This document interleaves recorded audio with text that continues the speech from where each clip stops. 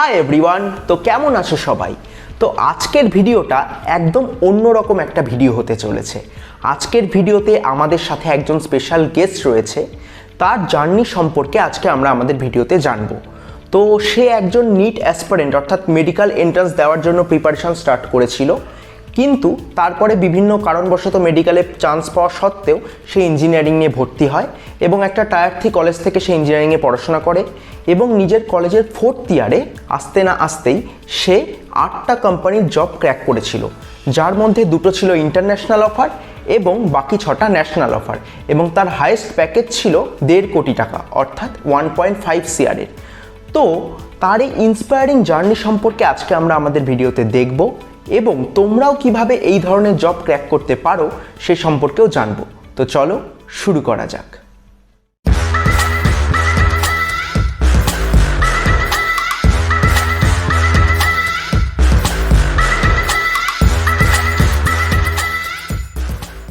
Hi everyone, তো আজকে আমাদের সাথে একজন স্পেশাল গেস্ট রয়েছে, সানি। তো সানি সম্পর্কে যতটা বলা যায় ততটাই কম, কারণ সানি একজন নিট অ্যাসপিরেন্ট হিসেবে তার জার্নি শুরু করেছিল এবং তারপরে গিয়ে প্রায় 1.5 CR এর প্যাকেজ গ্র্যাব করেছে। তো ওভার টু ইউ সানি, তুমি যদি নিজেকে একটু ইন্ট্রোডিউস করতে। অবশ্যই। তো এভরিওয়ান, আমার নাম সানিউল হোসেন। আমি একটা টিয়ার 3 কলেজকে বিলং করি ইন গড়িয়া। তার নাম হচ্ছে Netaji Subhash engineering college. So basically আমি প্রথম থেকেই সফটওয়্যার ইঞ্জিনিয়ারিং এ ছিলাম না। যেমন অর্ঘ বললেন যে I was into medical, NEET aspirant ছিলাম, তো সেটাই ঠিক, সত্যি কথা। তো 10 এর পরে ইট ওয়াজ লাইক 2 ইয়ার্স আকাশে যেতাম, ক্লাস করতাম ফর দ্য মেডিকেল প্রিপারেশন। আর তারপরে সফটওয়্যার ইঞ্জিনিয়ারিং লাইক জেইর জন্য তেমন কিছু পড়া হয়নি। ইট ওয়াজ লাইক কি জেইর এক্সামটা দিলাম just to gain some experience, যাতে পরে গিয়ে নিটের এক্সামটা আরো ভালোভাবে দিতে পারি। তো বেসিক্যালি জেইর এক্সাম দেওয়া হয়েছিল, মার্কসও খুব ভালো এসেছিল অ্যান্ড র্যাঙ্কও খুবই সুন্দর এসেছিল। বেসিক্যালি র্যাঙ্কের ভেতরে আর যাচ্ছি না। তো মোট কথা হলো, জেইর কাউন্সিলিং শেষ হয়ে গেল, নিটের রেজাল্ট বেরোলো। নিটে ফার্স্ট অ্যাটেম্পটে গভর্নমেন্ট কলেজ হলো না, ফরেন যেতে হতো। তো আমার মা বাবাও একটু মানে সিঙ্গেল চাইল্ড, তাই জন্য বাইরে যেতে পারলাম না, আর মাও ছাড়তে চাইলো না বেসিক্যালি। তো তারপর ওয়েবজি এক্সামও দিয়েছিলাম। তো এই ওয়েবজির রেজাল্ট বেরোলো, গভর্নমেন্ট কলেজ পেয়েছিলাম অনেক কটাই। লাইক আমার বাড়ির পাশে কল্যাণী গভর্নমেন্ট কলেজ আছে, তো ওখানে আইটি পেয়েছিলাম। পুরুলিয়াতে কম্পিউটার সায়েন্স পেয়েছিলাম, অ্যান্ড এখানে প্রাইভেট কিছু কলেজে কম্পিউটার সায়েন্স পেয়েছিলাম। তো বেসিক্যালি পুরুলিয়াতেও আমার মানে যাওয়ার ইচ্ছা ছিল না। ইট ওয়াজ কাইন্ড এগেইন বাড়ির থেকে বাইরে যেতে হবে, একরকম সেটা বাড়ির থেকে বাইরে। তো সেটা নেওয়া হলো না, পুরুলিয়ার কম্পিউটার সায়েন্স। এগেইন কল্যাণীতে ইট ওয়াজ আইটি, তো আইটিও নেওয়া হলো না, বিকজ একটা মাথায় তখন ছিল যে আইটি তে হয়তো অতটা এক্সপোজার পাবো না, অতটা প্লেসমেন্ট ভালো হবে না। কিন্তু এটা তো জানতাম না যে তুমি টিয়ার 3 হলে যে কোনো কলেজেই তুমি অত ভালো প্লেসমেন্ট পাবে না অন ক্যাম্পাস, তোমাকে অফ যেতেই হবে। তখন সেটা জানা ছিল না। তো বেসিক্যালি কম্পিউটার সায়েন্স নিয়ে নেওয়া হলো প্রাইভেট কলেজে, it was in Netaji Subhash engineering college. And then again আমি চেষ্টা করলাম যে আরো 1 বছর এগেইন নিটের জন্য পড়া হোক, ভালো করে পড়লে হয়তো হয়ে যাবে। তো তাই জন্য আমি ড্রপ নিইনি, আর ইঞ্জিনিয়ারিং করার সাথে সাথে নিটটাও দিলাম again in the end of first year. And this time খুবই ভালো রেজাল্ট হয়েছিল। আর পাশেই কলেজ ছিল আমাদের জেএনএম কলেজ, তো ওখানে অ্যাডমিশন নিতে গেলাম। অ্যান্ড বিকজ অফ কিছু ডিসিশন ফ্লজ এর জন্য প্লাস অ্যাডমিনিস্ট্রেটিভ ইস্যুসও ছিল কিছু, তো টাইমের অভাবে সিটটা আমি ক্লেম করতে পারলাম না, অ্যান্ড অন্য কাউকে সিটটা দিয়ে দেওয়া হলো। তো আর কোনো অপশন ছিল না instead of continuing the engineering journey. তো সেটাই আমি কন্টিনিউ করলাম, আর আজকে একটু ঠেলে ঠুলে এই পর্যন্ত পৌঁছেছি। তো এটাই। So as a NEET aspirant হিসেবে শুরু করে সেখান থেকে দুবার নিট দিয়ে একবার নিট কোয়ালিফাই করে তারপর ইঞ্জিনিয়ারিং মুভ করে এই ধরনের প্যাকেজ গ্র্যাব করা রিয়েলি ইন্সপায়ারেবল। তো এটা শুধু তোমার হার্ড ওয়ার্ক আর ছাড়া কিছুই না, এটা জাস্ট তোমার হার্ড ওয়ার্ক এবং কনসিস্টেন্সি যে তুমি যেভাবে মেনটেন করেছো সেটাই রিফ্লেক্ট করছে। সো এটা খুবই ইন্সপায়ারেবল। সো তুমি যদি আমাদের অডিয়েন্সকে বলতে, অর্থাৎ যারা যারা দেখছে এই ভিডিও তাদেরকে যদি বলতে যে তোমার কাছে বর্তমানে কি কি অফার রয়েছে, অর্থাৎ কোন কোন কোম্পানির থেকে অফার রয়েছে তোমার কাছে। ওকে, তো অফার বলতে দুটো ইন্টারন্যাশনাল অফার্স আছে। একটা হচ্ছে ফ্রম ডিই শ লাক্সেমবার্গ, আর একটা হচ্ছে ফ্রম গোল্ডম্যান স্যাক্স পোল্যান্ড। দুটোই ওয়ার জোনে আছে। আপাতত ওঠাই ওয়ার জোন। তো এটা দুটো ইন্টারন্যাশনাল অফার্স এন্ড 6টা ন্যাশনাল অফার্স আছে। তো একটা আমার তো কলেজ প্লেসমেন্ট থ্রু হয়েছিল, যেটা হচ্ছে এলটিআই। আর বাকি 5টা through out the college journey হয়েছে এক এক করে। লাইক ফার্স্ট ইন্টার্নশিপ করেছিলাম কগনিজেন্টে, তার সাথে সাথে আমি ডিসকর্ডে রিসার্চ করছিলাম, তো এই দুটো কোম্পানির থেকে টিপিও পেয়ে গেছিলাম। তারপরে আমি ঢুকলাম তোমার আমেরিকান এক্সপ্রেসে, অ্যান্ড তার সাথে সাথে আমি ফ্রিল্যান্স করতাম, তো সেটা আলাদা জার্নি আবার। তো ফ্রিল্যান্সের সাথে সাথে আমি রিলায়েন্স জিওতেও কিছু মাস কাজ করেছিলাম to develop there web store as well as maintain করার জন্য ওদের ব্যাকএন্ডটাকে। তো বেসিক্যালি আমেরিকান এক্সপ্রেস আর রিলায়েন্স জিও থেকেও পিপিও পেলাম, অ্যান্ড ফাইনালি আমি অ্যাডোবিতে একটা সোলো ইন্টার্নশিপ করলাম। It was for the summer internship, but সেটাও পিছিয়ে গিয়ে গিয়ে সেটা নভেম্বরে স্টার্ট হলো, অ্যান্ড দেন নভেম্বর থেকে 4 মাস ইন্টার্নশিপ করার পর then I grabbed a PPO from them as well. তো এতটাই জার্নি ছিল, অ্যান্ড দেন তারপর তো রিজেকশনের পর রিজেকশন পেয়েছি, সেটা না বললেই হয়। অর্থাৎ দুটো ইন্টারন্যাশনাল অফার আর বাকি 5টা তোমার পিপিও তুমি পেয়েছো, মিন্স ইন্টার্নশিপ চলাকালীন, ইন্টার্নশিপ শেষ হওয়ার আগে বা শেষ হওয়ার পরে অ্যাজ আ পিপিও তোমার কাছে অফার এসেছে। That's a great great journey, great journey. So Sunny, তুমি যদি বলতে যে তুমি তোমার প্লেসমেন্ট প্রিপারেশন জানি এবং at first as a NEET aspirant হিসেবে শুরু করে তারপর পুরোপুরি ট্র্যাক চেঞ্জ করে ইঞ্জিনিয়ারিং ফিল্ডে এসে তুমি তোমার যে কোডিং জার্নিটা শুরু করলে, সেইটা শুরুটা কেমন ছিল এবং কিভাবে তুমি কনসিস্টেন্সি মেনটেন করলে এবং মেনটেন করার পরে যে কিভাবে, আমরা জানি যে কতটা প্র্যাকটিস করতে হয়, কত প্রচুর কোশ্চেন প্র্যাকটিস করতে হয় এবং বিভিন্ন ধরনের ফিল্ডে ডেভেলপমেন্ট করতে হয়, তো সেই পুরো কোডিং স্টার্টিং এর জার্নি এবং কিভাবে কনসিস্টেন্সি বজায় রাখলে সেইটা সম্পর্কে যদি একটু বলতে। নিশ্চয়ই। তো বেসিক্যালি প্রথম দিন তো এইভাবেই স্টার্ট হয়েছিল যে কম্পিউটার সায়েন্স ব্যাকগ্রাউন্ড না আমার, 11th 12th কম্পিউটার সায়েন্স পড়িনি, তো আমি কি কোপ আপ করতে পারবো with all of my other batchmates. তো এই কোয়েশ্চেনটাই টিচারকেও জিজ্ঞাসা করতাম বারবার। টিচার বলতো না, ইটস ওকে, লাইক তুমি এখান থেকে ফার্স্ট সেমিস্টারে শেখো, দেন আস্তে আস্তে তুমি আগে উঠবে। তো শিখতাম, টিচার ক্লাস করাতেন, সি ক্লাস চলতো তখন, স্ট্যান্ডার্ড সি এর। তো ফার্স্ট বেসিক্যালি ইয়ারে সি। ক্লাস করতাম। হ্যাঁ, বেসিক্যালি ক্লাস করতাম, কোয়েশ্চেন্স জিজ্ঞাসা করতাম, অনেক কিছু প্রবলেমসও হতো বুঝতে জিনিসগুলো। বিকজ আমি সত্যি কথা বলতে গেলে আমার 9-10-এ আইসিএসসি বোর্ড ছিল, তখন জাভা পড়েছিলাম, বাট তারপর যে বায়োলজির ট্রানজিশনটা এসেছিল 11-12-এ, ওটার জন্য কিছুই মনে ছিল না। আর তখন আমরা কি করতাম বেসিক্যালি, মানে বেশিরভাগ পার্টটা আমরা মেমোরাইজ করতাম to get good marks in the boards exam. তো অত ভালোভাবে বোঝা হতো না জিনিসগুলো যে কেন ইউজ করছে। তো সেটা একটা বড় প্রবলেম ছিল। তো ফার্স্ট সেমে সি শিখতে শিখতে দেন সেকেন্ড সেমে মনে হলো যে নিটটা তো গেল, এবার কিছু করার নেই, তখন এটা নিয়ে এগোতে হবে। তো তখন আমি স্টার্ট করলাম সি প্লাস প্লাস শেখা, and তার সাথে সাথে অনেকে বলতো কম্পিটিটিভ প্রোগ্রামিং করো। এবার কম্পিটিটিভ প্রোগ্রামিং ওদের প্ল্যাটফর্মে গেলে তখন মনে হতো এটা কি দেখছি, কি কোয়েশ্চেন এগুলো, কিছু সলভই হতো না। একটা কোয়েশ্চেন সলভ করতে গিয়ে 1-2 ঘন্টা বেরিয়ে যেত, কন্টেস্ট এন্ড হয়ে যেত, সলভও হতো না। বেসিক্যালি তখন মনে হতো এগুলো কেমন কোয়েশ্চেন, স্টোরি ফরম্যাটে কোয়েশ্চেন দিচ্ছে, এগুলো সলভ কিভাবে হবে। কিন্তু জিনিসগুলো ইন্টারেস্টিং লাগতো, তো সেটার জন্য আমরা, মানে আমি স্টার্ট করেছিলাম কম্পিটিটিভ প্রোগ্রামিং ধীরে ধীরে করার। সাইডে সাইডে আমি ডেটা স্ট্রাকচারও শিখতাম। প্লাস আমার তখন একটা খুবই ভালো মানে অপরচুনিটি পেয়েছিলাম। আমার দাদা বেসিক্যালি ফ্রিল্যান্সার, তো উনি কলে কথা বলতেন যে এই ক্লায়েন্টের সাথে কথা বলতেন যে আজকে এই ওয়েবসাইটটা ডেলিভার হবে, তো কালকে এই ওয়েবসাইটটা ডেলিভার হবে, আমার পেমেন্ট এত চাই। তো আমি ভাবতাম কি ওয়েবসাইট ডেলিভার করে পেমেন্ট কোথা থেকে নিচ্ছে। তো বেসিক্যালি একটা কিউরিয়াসিটি হয়ে গেছিল যে ওয়েবসাইট ডেলিভার করে কি পেমেন্ট নেওয়া যায়, আর ওয়েবসাইট বানিয়ে কি পেমেন্ট নেওয়া যায় কিছু।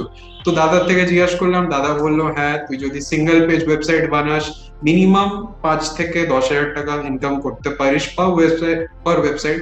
অ্যান্ড বেসিক্যালি অ্যামাউন্টটা অনেক অনেক অনেক বেশি হাই যেতে পারে। তো আমিও ফার্স্ট ট্রাই করলাম লাইক 2-3 মান্থস, একটু ফ্রিল্যান্সিং এর দিকে যাওয়া যাক, ডিএসএ তো হচ্ছে সাথে সাথে একটু ফ্রিল্যান্সও করি, ওয়েব ডেভেলপমেন্টটা একটু ভালো করে করি। তো বেসিক্যালি ফ্রিল্যান্সিং, প্রথম কথা তো ইনিশিয়াল ফেজে অনেক অনেক অনেক চাপের জিনিস। তুমি ক্লায়েন্ট পাবে না, তুমি ওদের প্ল্যাটফর্মে 8-9 ঘন্টা বসে থাকবে, তাও তুমি বিডিং করতে থাকবে, তাও তুমি ক্লায়েন্ট পাবে না। তো বেসিক্যালি প্রথমে ইনিশিয়াল ফেজে তোমার পোর্টফোলিওটা বানানো, তোমার টেস্টিমোনিয়ালটা বানানো ইজ কোয়াইট টাফ। বাট তুমি যদি লেগে থাকো, জিনিসটা হবেই হবে। তোমার অবভিয়াসলি। যে এফর্টটা, সেটা কেউ না কেউ দেখছে, তো সেটা তোমাকে রিওয়ার্ডটা তোমার কাছে আসবেই কোনো না কোনো সময়। তো বেসিক্যালি 2-3 মাস ওখানে খাটার পর বেসিক্যালি তখন একটা নতুন প্ল্যাটফর্ম অ্যারাইজ হয়। গিগজো নাম ছিল, নাকি উইজ কাউন্সিল নাম ছিল। তো বেসিক্যালি সেখানে আমি দেখলাম, মানে প্রথম প্রথম একটা ভয় হয় যে প্ল্যাটফর্মটা লেজিট কিনা, লাস্ট অব্দি টাকা দেবে কিনা। বাট তারপর দেখলাম না, ওখানে ইনভেস্টর ছিলেন কপিল দেব। তো it was quite a legit platform. তো ওখান থেকে ধীরে ধীরে we started the freelancing journey. আর একটা জিনিস ওখানে ভালো ছিল খুবই, the demand was like huge.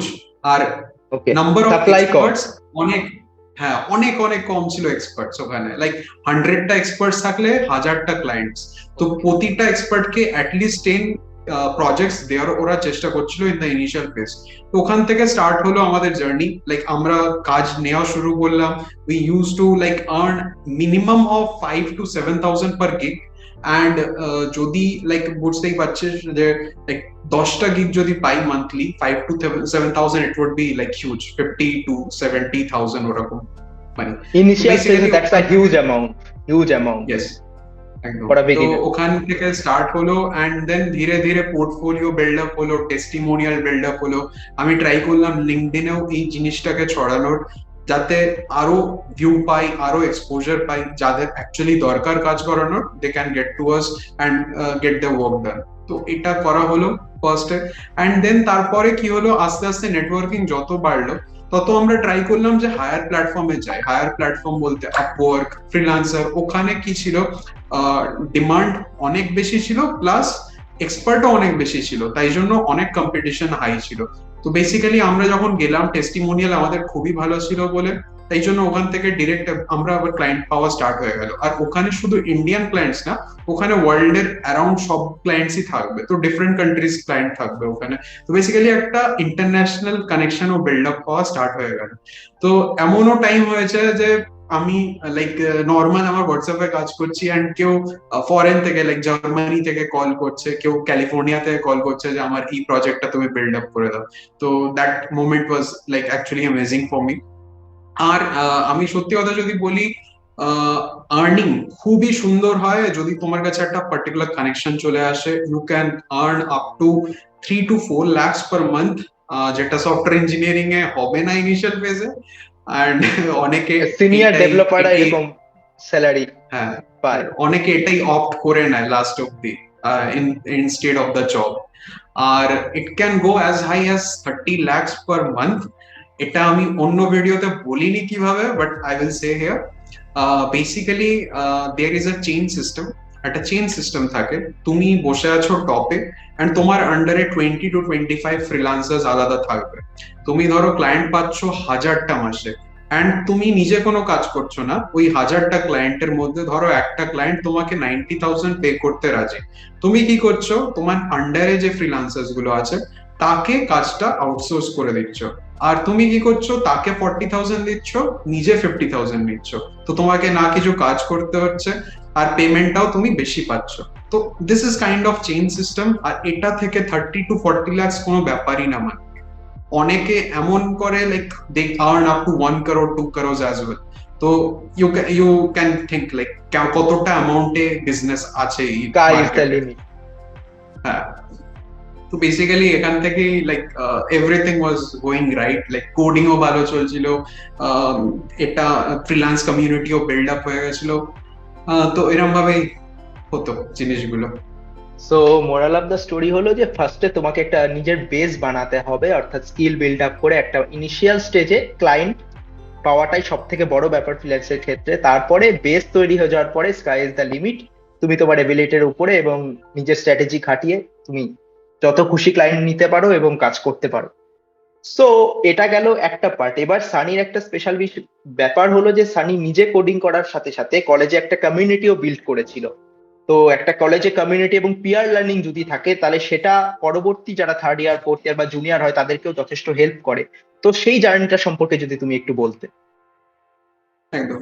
তো বেসিক্যালি আমরা নিজেরাও সাকসেস পাচ্ছিলাম, অবশ্যই খুবই ভালো লাগতো যে আজকে এই কোম্পানিতে বসলাম, ইন্টারভিউ দিলাম, হয়ে গেল, এন্ড দেন আরো এরকম ভাবে চলতে থাকতো। তো বেসিক্যালি খুবই সুন্দর লাগতো যে হ্যাঁ আমরা করতে পারছি, যখন বাকিরাও করতে পারবে, they are not different from আস।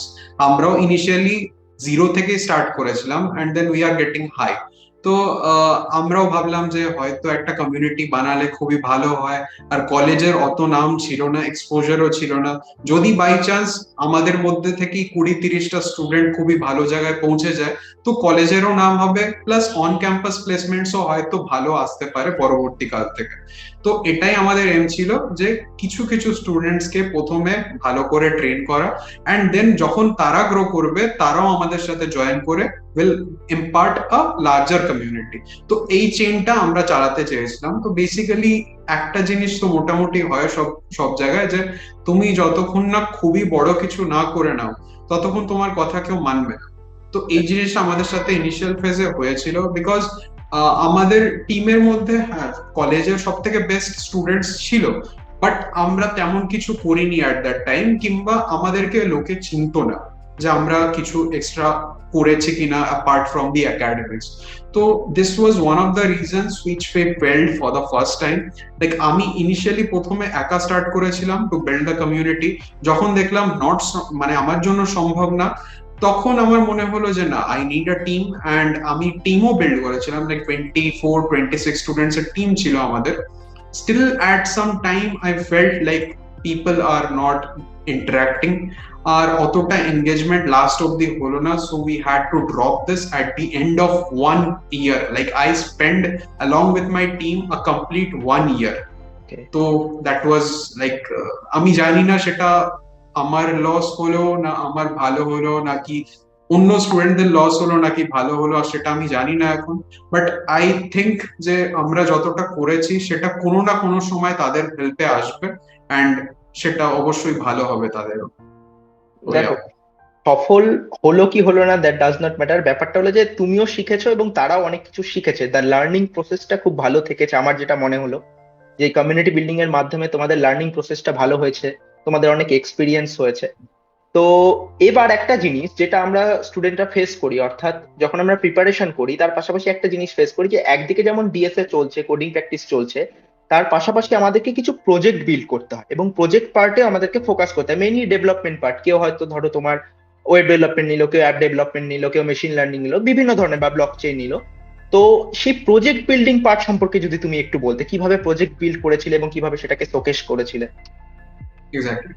তো বেসিক্যালি আমি যদি এখন বলি, লাইক আমাদের টাইমে ওরম ভাবে কিছু ইনস্ট্রাকশনস ছিল না, গাইডলাইন্স ছিল না যে প্রজেক্ট কিভাবে অ্যাকচুয়ালি বিল্ড করতে হয়। তো আমি যদি এখন বলি, লাইক এখনকার সিচুয়েশন মাথায় রেখে বলি, what will be the best thing, like কি ইনস্ট্রাকশনস হওয়া উচিত একটা প্রজেক্ট বিল্ড করার টাইমে। তো প্রথম কথা আমি বলবো, তুমি একটা টার্গেট রাখো যে তুমি কোন কোম্পানিতে ইন ফিউচার জয়েন করতে চাও, ঠিক আছে? এবারে দেখো যে কোম্পানির মধ্যে কোন কোন ডোমেনে কাজ হয়, আর টিম কি কি আছে। আমি যদি এখন বলি অ্যামাজনের মধ্যে অ্যামাজন পে আছে, অ্যামাজনের ই কমার্স পার্ট আছে, অ্যামাজনের তোমার অ্যালেক্সা আছে, অ্যামাজনের তোমার ইয়ে আছে ট্রান্সফার AWS সার্ভিস, রয়েছে। ট্রান্সপোর্টেশন যেটা। তো এই সব জিনিসগুলো অনেক ডিফারেন্ট ডিফারেন্ট ডোমেন্স এ কাজ হয়, অ্যান্ড ডিফারেন্ট টেক স্ট্যাকস হয়। তো তুমি যদি চাও তুমি অ্যামাজনের পে সিস্টেমে ঢুকতে চাও, তাহলে সেই টেক স্ট্যাকের উপরে কিছু কাজ করো, যেটাতে কি হেল্প হবে যে যখন তোমার রিক্রুটার তোমার অ্যাপ্লিকেশনটা দেখবে, আর দেখবে যে তোমার রেজিউমেতে ওদেরই নিজস্ব কোনো টেক স্ট্যাকের মতন কাজ করা আছে, তখন সেও ভাববে যে একে বেশি আমায় শেখাতে হবে না, একে যদি আমি কোম্পানিতে নিই আমাদের কোম্পানিরই ভালো হবে, অ্যান্ড সে কোম্পানিতে ঢুকেই কাজ কাজ করতে পারবে। লাইক আমাকে মেন্টর করতে হবে না 2-3 মান্থস, ট্রেনিং দিতে হবে না। তো বেসিক্যালি এটা খুবই সুন্দর একটা প্রসেস। রিসার্চ তোমায় করতে হবে company related, and then project বানাতে হবে। সেকেন্ড থিং ইজ, প্রজেক্ট যদি বানাতে চাও, রিসার্চ বেসড প্রজেক্ট বানাও। archive.org এ যাও, ওখানে দেখো অনেক অ্যাবস্ট্রাক্ট পাবে, অনেক পিডিএফ পাবে। সেখান থেকে ট্রাই করো ছোট্ট কিছু একটা ইমপ্লিমেন্টেশন করার, ছোট্ট একটা কোড বেস বানানোর। সেটাতেও অনেকটা বড় হেল্প হবে, because the projects there is very unique. অনেক ইউনিক প্রজেক্ট অ্যান্ড ওই প্রজেক্ট গুলো রিয়েল ওয়ার্ল্ড প্রবলেম সলভ করছে। তো একটা ইউজার বেস তুমি পাবে অ্যান্ড একটা অ্যাট্রাকশনও পাবে ফ্রম দ্য ইন্টারভিউয়ার। তো this will be the two things which I want to say. Okay, অর্থাৎ যে ফিল্ডে যেতে চাইছো সেই ফিল্ড রিলেটেড প্রজেক্ট বিল্ড করাটা খুব ইম্পর্টেন্ট। অর্থাৎ ওয়েবে যেতে চাইলে ওয়েব রিলেটেড, এবং ওয়েবের মধ্যে কোন কোন টেকনোলজিতে ফোকাস করতে চাইছো সেই রিলেটেড, অর্থাৎ আর সেই প্রজেক্ট গুলো যেন রিয়েল ওয়ার্ল্ড এক্সপোজার পায় এবং তার যেন একটা অ্যাপ্লিকেশন থাকে রিয়েল ওয়ার্ল্ড, তাহলে তোমার রেজিউমি যেটা ইনিশিয়াল স্টেজে শর্ট করতে এমপ্লয়ারদের পক্ষে অনেক সুবিধা হবে। তো এবার সানি, তোমার কাছে দু ধরনের অফার রয়েছে, একটা হচ্ছে ইন্টারন্যাশনাল অফার আর একটা হচ্ছে ন্যাশনাল অফার। তো এই দুটোর প্রসেসও আলাদা। তো এই দুটোর প্রসেস সম্পর্কে যদি তুমি বলতে, অর্থাৎ কিভাবে তুমি এই দু ধরনের পরীক্ষায় বসলে এবং ক্লিয়ার করলে এক্সাম এবং অফার তোমার কাছে আসলো, তো এই দুটোর প্রসেস সম্পর্কে যদি একটু বলতে। ওকে, তো প্রসেস দেখো, অনেক কোম্পানিতে ইন্ডিয়া হোক চাই বাইরের দেশ হোক সেম প্রসেস হয়। যদি আমি বলি, আমি গুগলের জন্য বসেছিলাম বেসিক্যালি ফেব্রুয়ারিতে। তো ইন্ডিয়াতে process is kind of same as Poland or UK or USA. তো প্রসেসটা যেটা সেম হয়, লাইক তোমাকে ইদার অনলাইন অ্যাসেসমেন্ট দিয়ে ওদের প্রসেসে ঢুকতে হবে, কিংবা তুমি রিক্রুটারের সাথে ডিরেক্ট কানেক্ট করে ওদের প্রসেসে ঢুকে যাও। তারপরে তোমার ফোন স্ক্রিন হবে, তারপর তোমার অনসাইট হবে 3টে, তারপর তোমার 2টো গুগলিনেস হবে, অ্যান্ড দেন তোমাকে হায়ারিং কমিটিতে পাঠানো হবে প্যাকেটস গুলো, তোমার ফিডব্যাক গুলো, ঠিক আছে? অ্যান্ড দেন তুমি অফার পাবে, না হলে পাবে না। বেসিক প্রসেস এটা সব জায়গায়। বাট কিছু কিছু কোম্পানি এরকম আছে যেখানে প্রসেসটা অনেকটা ডিফারেন্ট। আমি যদি বলি অ্যামাজন ইন্ডিয়াতে কি হয়, 2টো অনলাইন অ্যাসেসমেন্ট নেওয়া হয়। ফার্স্ট অ্যাসেসমেন্টে হচ্ছে তোমাকে 2টো কোডিং করতে দেওয়া হবে 60 মিনিটসে, তোমাকে ওটা সলভ করতে হবে, যত পারো টেস্ট কেস তোমায় পাস করাতে হবে। সেকেন্ড জিনিস হচ্ছে একটা বিহেভিয়ারাল অ্যাসেসমেন্ট থাকে, মানে 10টা পেজ তোমাকে দেয়া থাকবে, প্রতিটা পেজে 5-6টা করে কোয়েশ্চেন থাকবে, অ্যান্ড সব কটা কোয়েশ্চেনে 2টো অপশন থাকবে। ধরো আমি যদি বলি, তোমাকে 2টো সেন্টেন্স দিয়ে দিয়েছে যে তুমি ডিস্ট্রাকশনের থেকে, মানে তোমার আশেপাশে যদি ডিস্ট্রাকশন থাকে, ডিস্ট্রাকটিভ অবজেক্টস থাকে, তাহলে তুমি ইজিলি ডিস্ট্রাক্ট হয়ে যাও। একটা সেন্টেন্স এটা। আর একটা সেন্টেন্স এটা হচ্ছে, তুমি যাই হোক তোমার যে কাজ অ্যাসাইন করা হয়েছে তুমি সেটা অবভিয়াসলি কমপ্লিট করবে by the end of the time. তো 2টো সেন্টেন্স আলাদা আলাদা কন্ট্রাডিক্টিং সেন্টেন্স। এবার তোমাকে ওরা অপশন দেবে যে তুমি ইদার একটা যে সেন্টেন্স পেয়েছো ডিস্ট্রাকশনের সেন্টেন্সটা, সেটা সামান্যভাবে এগ্রি করো, না খুবই স্ট্রং এগ্রি করো। আর একটা যে সেন্টেন্স পেয়েছো যে তুমি কাজটা কমপ্লিট করেই ছাড়বে, সেটা সামান্যভাবে এগ্রি করো, না কমপ্লিটলি এগ্রি করো। তো এই 4টে অপশন তোমায় দেয়া থাকবে, তুমি যে অপশনটা ক্লিক করবে সেটার বেসিসে তোমার পার্সোনাল বিহেভিয়ারটা ওরা জাজ করবে, মানে তোমাকে অ্যাজ আ পার্সন ওরা জাজ করবে। তো এরকম টাইপের কোয়েশ্চেন 5-6টা থাকে প্রতিটা পেজে, এন্ড 10টা পেজ ধরে এই কোয়েশ্চেনই থাকে। তো এটা হচ্ছে তোমার second assessment. But out of ইন্ডিয়াতে একটা থার্ড অ্যাসেসমেন্টও নেওয়া হয়। সেই অ্যাসেসমেন্টটা হচ্ছে, তুমি যদি কোম্পানির মধ্যে কাজ করো কোনোদিন, তো কোম্পানির এনভায়রনমেন্টটা কিরম হবে সেটা তুমি পুরো ওই প্রসেস থ্রু বুঝতে পারবে। তোমার কাছে মেইলস আসবে, তোমার কাছে চ্যাটস আসবে তোমার ম্যানেজারের থেকে। Those are all virtual people, not the real ones. But তুমি বুঝতে পারবে যে আসলে কোম্পানির মধ্যে ঢুকে কাজটা কিরম ভাবে হয়। তোমাকে বলা হবে যে তোমার কাছে 2টো ফিচার আছে, তোমাকে বলা হবে যে এই ফিচারটা আমরা যদি বানাই তাহলে আমার কাছে অ্যাডভান্টেজ এই আসবে, ডিসঅ্যাডভান্টেজ এই আসবে। সেকেন্ড ফিচার যদি বানাই সবকিছুই অ্যাডভান্টেজ, বাট আমরা অ্যামাউন্ট মানে রেভিনিউ জেনারেট করতে পারবো না অত বেশি। তো এবার তোমায় বলতে হবে যে তুমি কোন ফিচারের সাথে যাবে, আর যে ফিচারের সাথে যাবে সেটার সাথে তুমি যদি যাও তাহলে তোমাদের সাকসেস রেট কতটা হবে। তো এরকম ভাবে অনেক কিছু অপশনস দিয়ে দেয়। তো এইটা হচ্ছে একটা থার্ড রাউন্ড, যেটা বাইরে আমি দেখেছি, যেটা ইন্ডিয়াতে নেই। তো অনেক ডিফারেন্স হয়। আর যদি আমি বলি আমার নিজের যে কোম্পানিগুলো গোল্ডম্যান স্যাক্স আর ডিশতে, ডিশ ইজ কমপ্লিটলি সেম, বাইরে হোক ইন্ডিয়া হোক সেম কমপ্লিটলি। একটা শুধু রাউন্ড এক্সট্রা হয়, সেটা হচ্ছে বিহেভিয়ারাল রাউন্ড থাকে একটা, সেটা ইন্টারভিউয়ার জিজ্ঞাসা করে না, সেটা একটা আর্টিফিশিয়াল ইন্টেলিজেন্স, হ্যাঁ এআই বেসড বিহেভিয়ারাল রাউন্ড হয়। তো সেটা একটা এক্সট্রা রাউন্ড। আর গোল্ডম্যানে যেটা আমি দেখলাম, গোল্ডম্যান ইন্ডিয়াতে তোমায় কোড করতে বলবে হাতে, বাট গোল্ডম্যান বাইরে তোমায় কোড করতে বলবে না। আমরা যেমন এখন কথা বলছি সেম টু সেম প্রসেস, আমাকে এরকম ভাবে ডিএসএ জিজ্ঞাসা করা হবে, ডিএসএ কে মানে ডিএসএ তে যে সলিউশন আমি বলবো সেটার উপরে বেশি ফোকাস দেওয়া হবে, যে আমি ওই সলিউশনটাই কেন বলছি, অন্য কোনো সলিউশন কেন দিচ্ছি না। প্লাস এমন ভাবেও জিজ্ঞাসা করা হবে যে তুমি যে সলিউশনটা দিচ্ছ সেটা প্রুফ করে দেখাও যে সেটা কাজ করবেই করবে। তো অনেক বেশি ফোকাস করা হয় তোমার থট প্রসেসে, তোমার লজিক্যাল রিজনিং এ। তো সেটাই তারা দেখে বেশি। আর অনেকটা বেশি কোয়েশ্চেন করা হয় বিহেভিয়ারাল এর উপরে। বিহেভিয়ারাল কোয়েশ্চেন্স অনেক করা থাকে, সিচুয়েশনাল কোয়েশ্চেন্স দিয়ে দেয়, আর প্রজেক্টের উপরেও ভালো ডেপথে কোয়েশ্চেন করে। তো this are all the differences. Mainly তোমার ডিশতে তোমার যেটা দেখেছে স্পেশালি মানে তোমার লজিক্যাল থিঙ্কিংটা, অর্থাৎ তুমি কি কোড লিখছো সেটা পরের ব্যাপার, বা গোল্ডম্যান সেকশন সেটা পরের ব্যাপার, যে তুমি কিভাবে ভাবছো প্রসেসটা, অর্থাৎ এন লগ এনে আসছো কি করে তুমি এন স্কোয়ার থেকে, তা প্রসেস সেইটা তোমার থেকে বেশি ওরা চেয়েছে রাদার দ্যান কোড। অর্থাৎ আমাদের আন্ডারস্ট্যান্ডিং এ বেশি জোর দিতে হবে। তো আমরা আমাদের ভিডিওর একদম শেষে চলে এসেছি। তো সানি, তোমার কাছে এটা রিকোয়েস্ট যে তুমি তোমার জুনিয়রদের, অর্থাৎ আপকামিং যারা আসছে বা যারা বর্তমানে প্লেসমেন্টের জন্য প্রিপারেশন করছে, তাদের জন্য যদি তুমি কিছু টিপস দাও এবং তারা কিভাবে প্রিপেয়ার করবে এবং কিভাবে তাদের জার্নিটা স্মুথ হতে পারে সেই সম্পর্কে যদি কিছু বলো। তো প্রথম কথা তো হচ্ছে অ্যাপ্লিকেশন ভালো, মানে রেজিউমে ভালো না হলে এগোনো যাবে না। তো অ্যাপ্লিকেশন অর্থাৎ রেজিউমে তোমায় ভালো বানাতে হবে। এবার একটা এখানে সিক্রেট টিপ এটা দেবো, যে জবের জন্য অ্যাপ্লাই করছো তার ডেসক্রিপশনে দেখো কি রেসপন্সিবিলিটিস দিয়েছে। কি রেসপন্সিবিলিটিস বলে একটা সেকশন থাকবে, সেখানে তুমি দেখতে পাবে তোমাকে দিয়ে কি কি কাজ করানো হবে। প্লাস একটা প্রেফার্ড কোয়ালিফিকেশন সেকশনও থাকে। তো ওখান থেকে ট্রাই করো কিছু কিছু কিওয়ার্ড উঠিয়ে নিজের রেজিউমেতে কোনো একটা পার্টে ফেলার, সেটা তোমার স্কিল সেকশনে হোক বা প্রজেক্টের আন্ডারে তুমি কোথাও ফেলে দিলে কিওয়ার্ডটা, এতে কি হয় ওদের সাথে ম্যাচিং করতে বেশি পার্সেন্টেজ তোমার বেরোয়। লাইক এটিএস বলে একটা জিনিস হয়, তো এটিএস এর মধ্যে তুমি যখন রেজিউমেটা দেবে তো ও তোমার স্কোর বলে দেবে। স্কোর যত পার্সেন্টেজে হাই থাকবে তত বেশি চান্স তুমি কল ব্যাক পাবে, যত লো থাকবে তত বেশি চান্স তুমি কল ব্যাক পাবে না। তো এটা মাথায় রেখো। সেকেন্ড জিনিস হচ্ছে কোয়েশ্চেনের উপরে বেশি ফোকাস না করে অ্যালগোরিদমটা শেখো। অ্যালগোরিদমটা তুমি যদি শিখতে পারো তাহলে তুমি যে কোনো কোয়েশ্চেন সলভ করতে পারবে।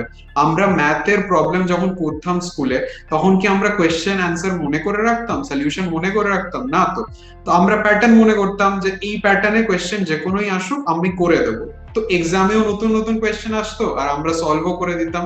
এখানেও কোডিংটা সেমই জিনিস, কিছু ডিফারেন্ট না।